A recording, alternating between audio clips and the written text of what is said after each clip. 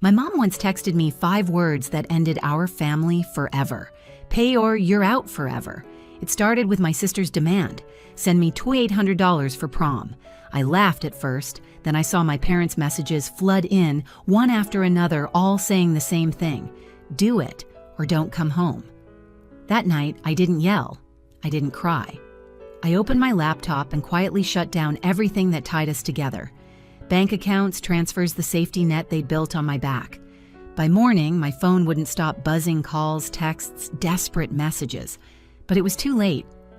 Before I tell you what they did next and how I finally made them stop, drop a comment and tell me, have you ever had to cut off your own family? I grew up believing responsibility was love. That's how my parents raised me: work hard, stay grateful, never complain. And for years, I did exactly that. I worked through college, juggled part-time jobs, and built a career from scratch while they bragged about how independent I was. What I didn't see back then was that independence made me useful. I wasn't the favorite child. I was the fallback plan. When my sister Jenna was born, I was 17. Everyone called her our second chance. My mother said it constantly like it was scripture. We'll get it right, this time she'd laugh, brushing Jenna's blonde curls while I cleaned the kitchen. I didn't resent her, not then. I just learned early that love in our house came with conditions. We lived in a 2-story home on the edge of Lincoln. The walls were covered with photos of Jenna, her dance recitals, her trips, her birthday parties with 3-tier cakes and matching dresses. There were almost no pictures of me. Maybe one from graduation hidden behind a plant in the hallway. My mother once said, "You were always camera shy," but that wasn't true. I just wasn't invited into the frame. By the time I hit 35, I was the one holding everything together. A marketing director at a mid-size firm, long hours, clean apartment, stable income. I wasn't rich, but I was steady. My parents leaned on that steadiness like it was theirs. 4 years ago, after one of Dad's rough months, I set up a joint account to help them manage bills, utilities, groceries, gas. It made me feel like a good daughter, the kind of person who never forgets where she came from. For a while, it worked. Mom sent polite thank you messages. Dad would call every few weeks saying, "We're so proud of you." But every time he ended with the same line, "We're lucky to have you, kiddo." It sounded warm until I realized what it really meant. We're lucky because you pay for our mistakes. Jenna, meanwhile, lived in a different world. Designer clothes, manicured nails, new phones every 6 months. My parents called it letting her enjoy her youth. I called it denial. She never had a job, never paid a bill, never once said thank you when I covered their shortfalls. And still I kept sending money because that's what you do for family. The last time I visited home before everything fell apart, the house looked smaller, more fragile. There were new handbags on the counter, a brand new flat screen mounted on the wall, but the air felt heavy. My mother poured coffee and said, "You work too hard, Lauren. You need to relax more." I wanted to tell her I worked hard because someone had to. If you'd walked into that kitchen, you wouldn't have guessed how close everything was to breaking. The hum of the refrigerator, the smell of burnt toast, the sound of my father's cough echoing from the living room, it all felt ordinary. But underneath that quiet, something was rotting, and it would take one text, just one, to expose everything. It happened on a Thursday morning, halfway through a meeting I'd been leading. My phone buzzed once, then again, then again. I ignored it until the vibration wouldn't stop. When I finally flipped it over, the screen glowed with Jenna's name. The message read, "Send me $2,800 for prom." No greeting, no explanation, just that. For a moment, I thought it was a joke. She'd always been dramatic, but this felt different, colder. I typed back, "Earn it yourself." My thumbs hovered before I hit send, but something in me wanted her to see that word, yourself. A minute later, my screen lit up again, Mom this time. "Pay for your sister's prom or don't bother calling yourself part of this family." I stared at it, trying to breathe. Then came Dad's text, "Do the right thing, Lauren." That phrase, the right thing, hit harder than I expected. It was the same one he'd used when I paid off their car loan, when I covered their mortgage, when I wired money during emergencies that somehow happened every season. But this time, it wasn't about helping. It was a threat. I turned my phone face down, but my mind wouldn't quiet. I remembered every time I'd been told no. Growing up, how Mom said we couldn't afford my college trip, but somehow managed to spend $2,000 on Jenna's 10th birthday. I remembered her saying, "You'll understand when you have kids of your own." But now I did understand. I just didn't like the truth behind it. That afternoon, Jenna called. "You're so selfish," she snapped the second I picked up. "It's just prom. You're 18, I said evenly. "You can get a job." She laughed, a sharp, high sound that made my stomach twist. "Why should I? You've got money. You're supposed to help." "I've been helping," I said, "for years." "Then what's one more time?" she shot back. "You always act like you're better than us." Before I could answer, she hung up. The line went dead, and with it, something in me went still. The next day, while I tried to focus at work, an email from my bank appeared. Large transaction alert. My heart dropped.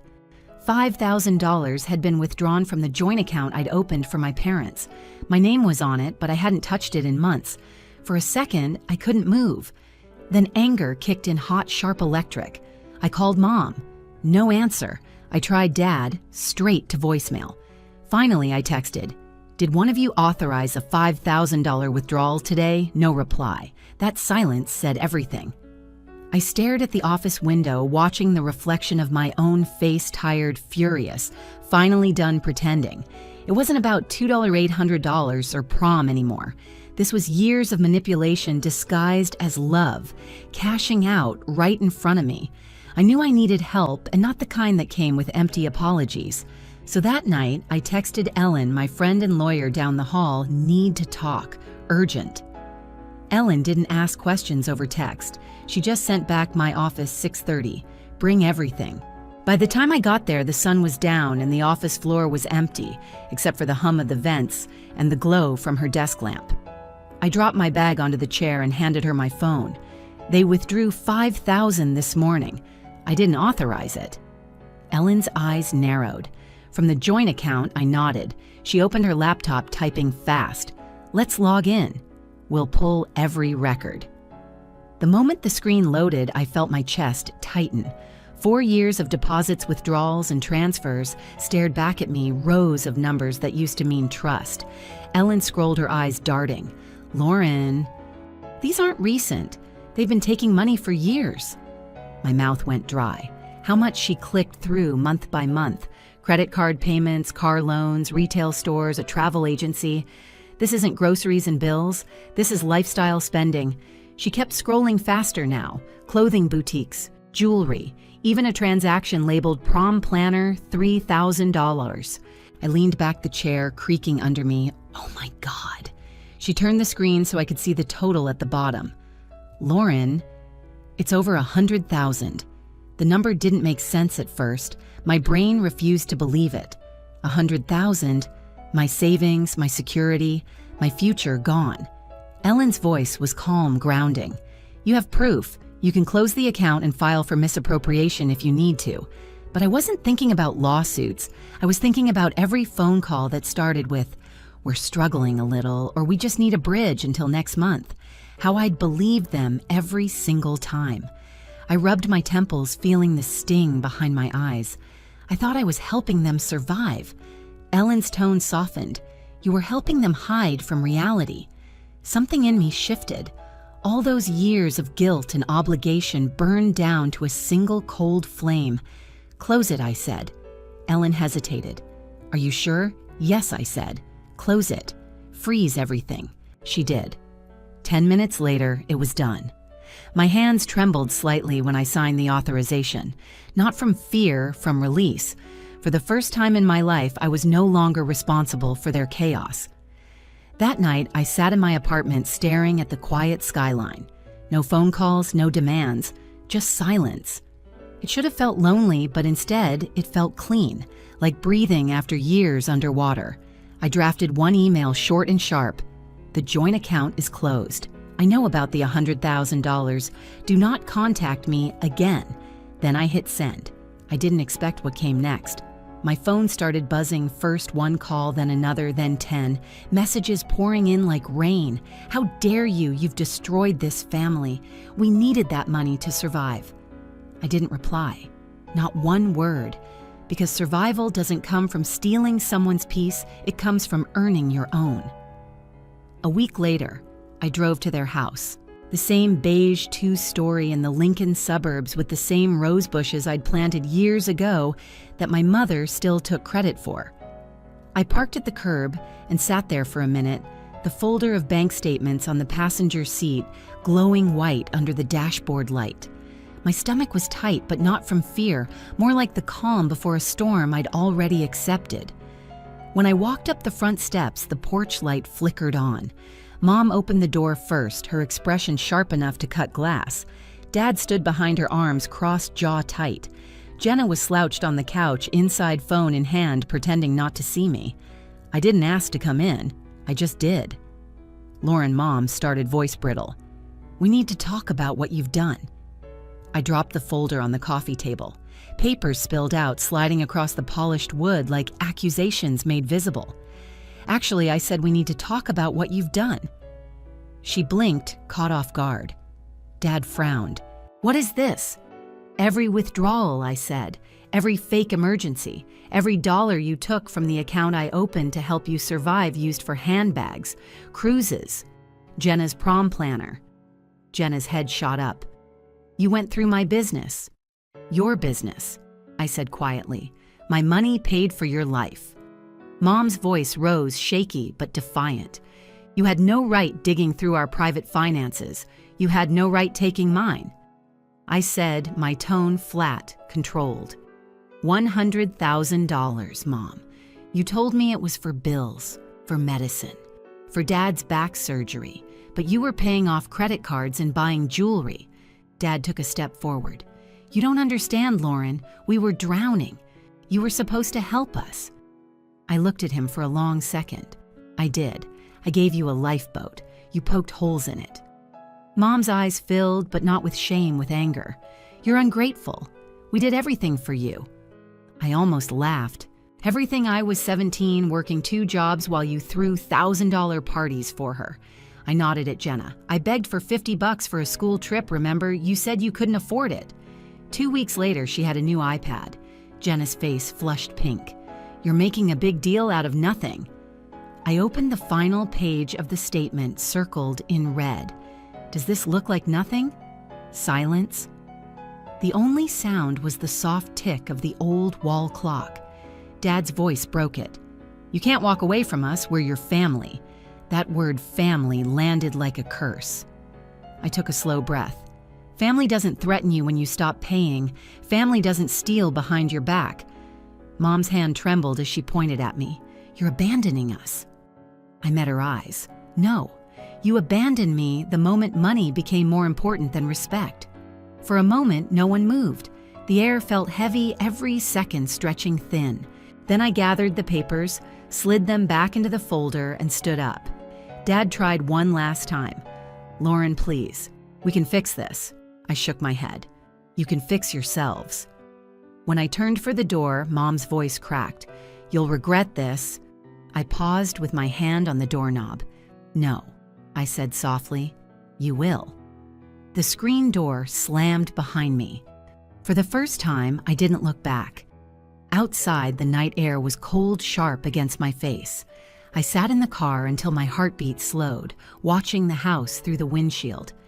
Inside, lights flickered in different rooms, shadows pacing, arguing, unraveling. It should have hurt more than it did. But what I felt instead was clarity. The kind that comes only after you've burned everything false to the ground.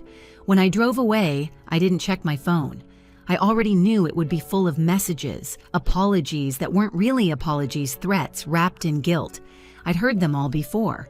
That night, I slept better than I had in years, because for once, I didn't owe anyone anything. Months passed before I heard anything. The silence that used to terrify me had become a strange kind of peace. No more late-night calls, no more urgent texts. My apartment stayed clean, quiet my own. I started going on morning runs again, picking up my own groceries without calculating what was left for someone else. Then one Sunday, a cousin from my mother's side, Sarah, called. We hadn't talked in years. Her voice was hesitant. "Lauren, I thought you should know. Your parents lost the house." I stopped mid-stride on the running trail. What they filed for bankruptcy. The second mortgage they couldn't keep up. The bank took it last week. For a second, I didn't say anything. Wind rustled through the trees, and I watched a line of joggers pass me like the world was still moving forward, even as mine paused. Sarah continued softly. Jenna's working part-time now. Retail. Had a clothing store in town. I let out a slow breath. Not satisfaction, just something deeper, quieter. Thanks for letting me know. After we hung up, I sat on a park bench and watched the sunlight hit the pavement. I thought about all those years I'd spent trying to earn love through responsibility the way a paycheck could buy temporary peace. I thought saying no would destroy me, that walking away would make me heartless. But it hadn't. It had made me whole. I started therapy that month, not to fix what they broke, but to stop carrying it. My therapist asked what I missed most about my family. I told her the truth, the idea of them, not the reality. At work, people noticed I smiled more. I stopped staying late, stopped answering emails past midnight. Ellen and I started grabbing lunch together every Friday. No talk of lawsuits, just life. One afternoon, she looked at me over her coffee. "You did the right thing, you know." I nodded. "I know. I just wish it hadn't taken me so long." She smiled. "It always takes too long. That's how you know it's real." That night, I came home, lit a candle, and sat by the window. Outside, the city glowed soft and distant. I pulled out an old photo, the only one I had, where we were all together. Mom, Dad, Jenna, and me, everyone smiling. It was taken on Jenna's 10th birthday, right before the cake I'd paid for with my weekend job. I stared at that photo for a long time before sliding it into a drawer. Some stories don't need to be erased, they just need to end. These days, I measure love differently. Not by money, not by obligation, by peace, by effort, by whether someone stays when there's nothing left to take. Family isn't blood. It's who respects your boundaries, not who punishes you for having them. And if you're watching this wondering if it's okay to step away, listen to me. It is. It's not selfish. It's survival. If you've ever had to draw that line with someone you love, tell me in the comments. I'd like to know how you found your peace too. And if my story hit close to home, subscribe, because the next one might just be yours.